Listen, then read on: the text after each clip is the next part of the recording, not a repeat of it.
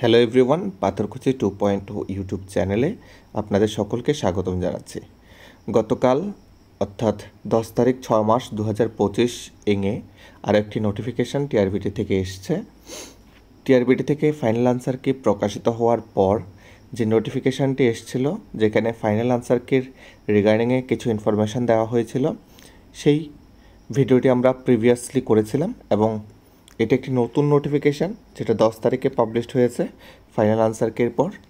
এবং এখানে বলা হয়েছে, this is for information to all concern that due to clerical mistake, অর্থাৎ যখন ক্লারিক্যাল মিস্টেক হয়েছিল টাইপিংয়ের ক্ষেত্রে, যারা ক্লার্ক ছিল তারা মিস্টেক করেছিল। কি মিস্টেক করেছে? Final answer of the TTET 2024 paper 2, কোন পেপারে? পেপার 2তে সোশ্যাল স্টাডিজ ক্যাটাগরি অর্থাৎ এসএসটি পার্টে 134 number of question booklet series এই বুকলেট সিরিজের 134 number, question number 95 booklet series B এবং question number 113 booklet series C বলেছে প্রিন্টেড রংলি।